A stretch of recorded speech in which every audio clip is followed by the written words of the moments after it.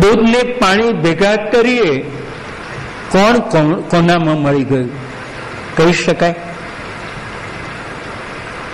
દૂધમાં પાણી મળ્યું કે પાણીમાં દૂધ મળ્યું?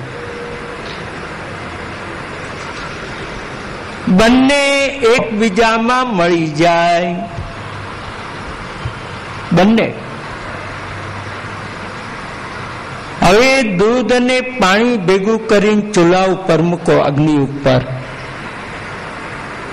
પછી એમની મૈત્રી જુઓ.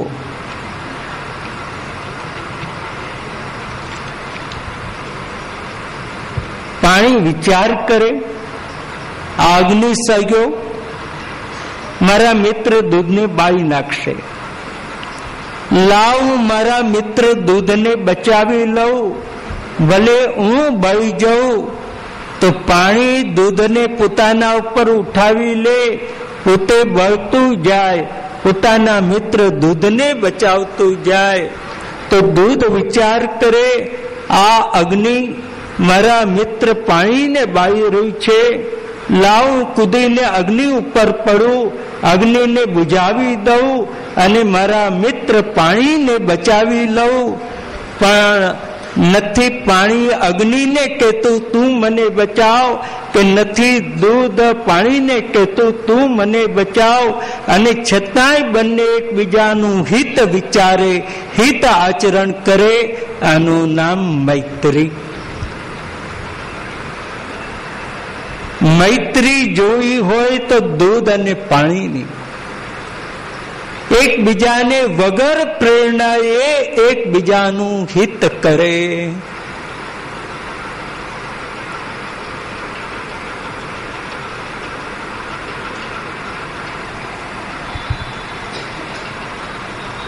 અપ્રેરિત હિત આચરણમ સખ્યમ.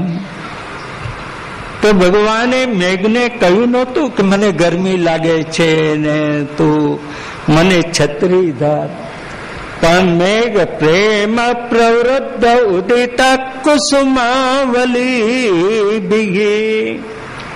પ્રેમથી, પોતાના મિત્ર ઉપરના પ્રેમથી એ મેઘ આકાશમાં આવી ગયો. અને સખ્યોર વેદાત, મેઘ વિચાર કરે, કૃષ્ણ મારા સખા છે, મારા મિત્ર છે, મારા સખા. અને સખ્ય ક્યાં, મૈત્રી ક્યાં થાય જલ્દી?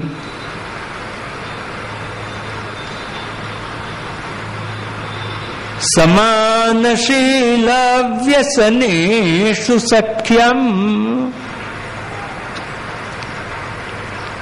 જ્યાં સ્વરૂપની સમાનતા અને જ્યાં સ્વભાવની સમાનતા, ત્યાં મૈત્રી બહુ જલ્દી થાય છે.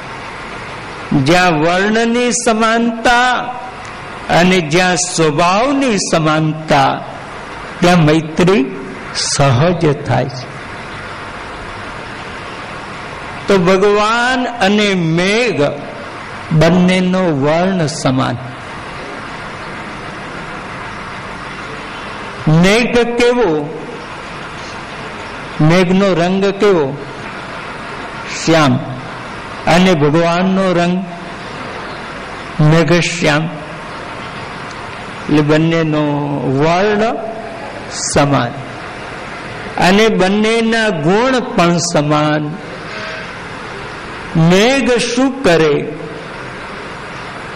તો ઉનાળાના તાપથી તપેલા લોકોને શાંતિ આપે.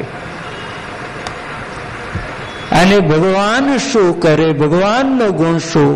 સંસારના તાપથી તપેલા લોકોને શીતળતા આપે. તો ગુણ બંનેના સમાન, વર્ણ સમાન. એટલે મેઘ વિચાર કરે, આ તાપ, આ ગરમી મારા મિત્ર કૃષ્ણને કષ્ટ આપે છે, લાવું છત્ર બની જાઉં. મેઘ છત્ર બની જાય. જેટલી ગાયો, જેટલા ગોવાળો, બળદેવજી, આ કોઈને તાપ ન લાગે એવું મેઘ પોતાના સ્વરૂપથી છત્ર બની અને નીચે રહેલા પોતાના મિત્ર કૃષ્ણ એને શીતળતા આપે. તો ભગવાન વિચાર કરે, આ સૂર્યના પ્રચંડ અગ્નિ જેવા કિરણો મારા મિત્ર મેઘને તાપ આપે, હું મારા વેણુનાદ દ્વારા મારા મિત્રને શીતળતા આપું. ભગવાન વેણુનાદ કરે અને મેઘને શીતળતા આપે છે.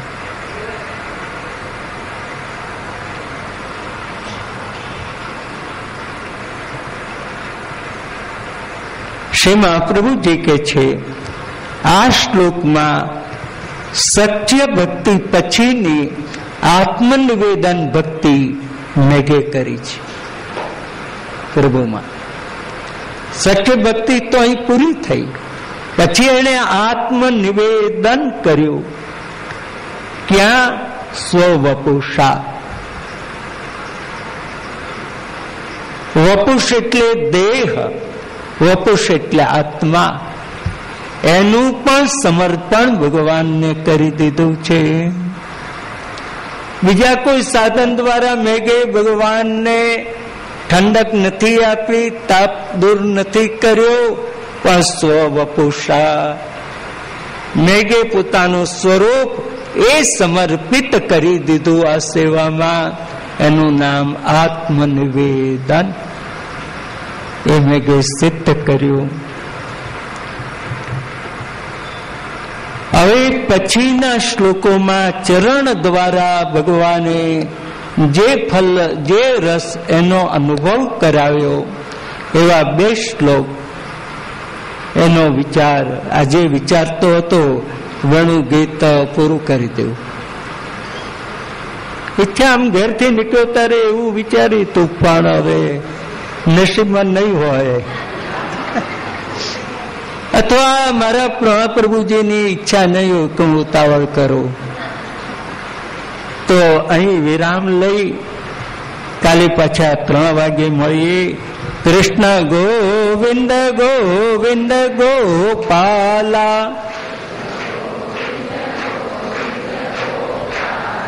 કૃષ્ણ ગોવિંદ ગોવિંદ ગોપાલા, કૃષ્ણ ગોવિંદ ગોવિંદ ગોપાલા. ભજ મુરલી મનોહર નંદલાલા, ભજ મુરલી મનોહર નંદલાલા, ભજ મુરલી મનોહર નંદલાલા. કૃષ્ણ ગોવિંદ ગોવિંદ ગોપાલા, કૃષ્ણ ગોવિંદ ગોવિંદ ગોપાલા.